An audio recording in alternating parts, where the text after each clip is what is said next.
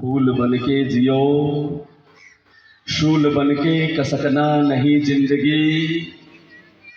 एक पल ही जियो, कोयल बनके जियो, काग बनकर कड़कना नहीं जिंदगी। एक पल ही जियो, दीप बनकर जियो, आग बनकर के जलना नहीं जिंदगी।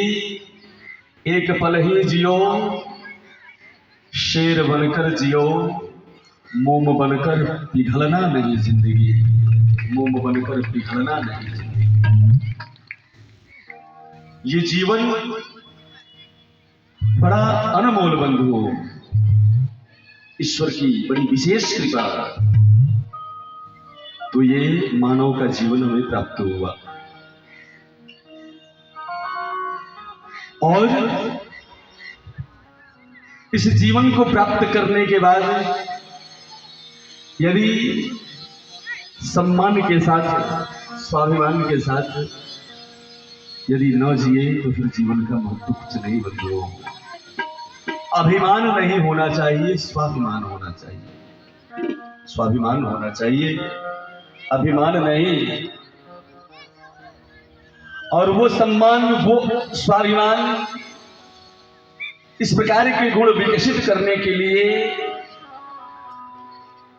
बाल्यावस्था से ही हम सबको अपने अंदर वो संस्कार विकसित करने होते हैं, वो गुण विकसित करने होते हैं, जिसमें सबसे प्रथम बहुत सारे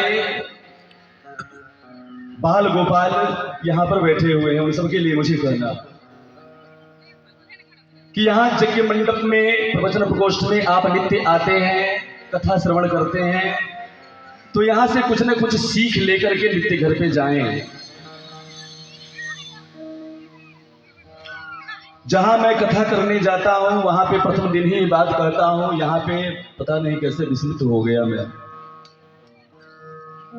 आज 6वां दिवस है। नित्य सुबह जब हम उठे तो घर पे अपने माता पिता को चरण छू करके प्रणाम करें, ये कार्य नित्य करें। और बालक अपने माता पिता को प्रणाम करें, छोटा भाई साथ में अपने बड़े भाई को ही प्रणाम करे। घर में बहू हो वो अपनी सासू माता, सास ससुर जी को प्रणाम करे, अपने पति देव को प्रणाम करे। अपने से शिष्य जितने भी लोग घर में हो उन सबको उठ करके सुबह प्रणाम करें। यदि इस प्रकार का कार्य आप प्रारंभ कर देते हैं तो घर से 100% जो भी कलह का वातावरण है, जो भी बीमारियां हैं कई प्रकार की, वह स्वतः ही समाप्त हो जाती है, घर स्वर्ग बन जाता है। यदि मेरी बात का विश्वास न हो आपको, कल से आप प्रारंभ कर दें इस कार्य को। मैं चाहूंगा कितने बच्चे ऐसे हैं प्रवचन प्रकोष्ठ में बैठे हुए जो नित्य अपने माता पिता को प्रणाम करते हैं, हाथ उठाएं अपना।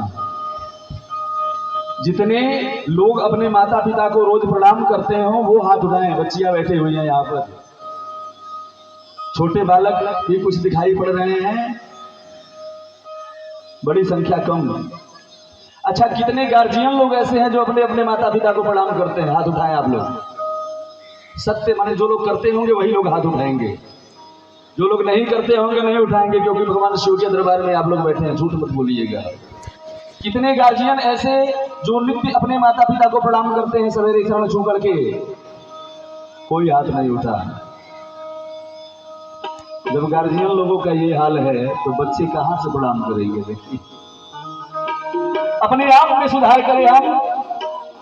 शिकायत नहीं बंधु, इसमें कोई शिकायत नहीं। जब अपने दादाजी को प्रणाम करते हुए पुत्र अपने पिताजी को देखेगा तो स्वतः उसके मन में यह भावना जागृत होगी और वह स्वतः बिना आपके बतलाए, बिना आपके सिखाए प्रणाम करना प्रारंभ कर देगा। घर की बड़ी बहू जब अपनी सासू जी को प्रणाम करने लगेगी तो छोटी बहू को सिखाना नहीं पड़ेगा, समझाना नहीं पड़ेगा। वो सासू माता, अक्सर देहात में ये धारणा बन जाती है सासू माता के विपरीत। सास तो कहते ही उसे हैं जो सास ना लेने दे। सास वही जो सास न लेने दे। लेकिन जिस प्रकार मायके में अपने माता पिता हैं, उसी प्रकार ससुराल में आने के बाद सास और ससुर माता पिता के द्वितीय स्वरूप हो जाते हैं। यदि आप अपने सास और ससुर को माता पिता के समान मानती हैं, तो वो भी अपनी पुत्री के समान अवश्य मानेंगे, इसमें संदेह नहीं बंधुओं। ये कार्य यदि नित्य प्रारंभ हो जाए तो घर के सारी व्याधियां, घर की सारे कलह दूर हो जाएं और घर स्वर्ग बन जाए बंधुओं, इसमें संदेह नहीं। माता पिता को चरण छूने वाला नित्य जो चरण छूता है माता पिता के, वो जीवन में कभी हार नहीं सकता बंधु, कभी हार नहीं सकता, जीत ही होती है उसकी। मर्यादा पुरुषोत्तम प्रभु श्री रामचंद्र जी, जिनका नित्य का ये नियम था, नित्य का नियम था। गोस्वामी जी लिखते हैं मानस में,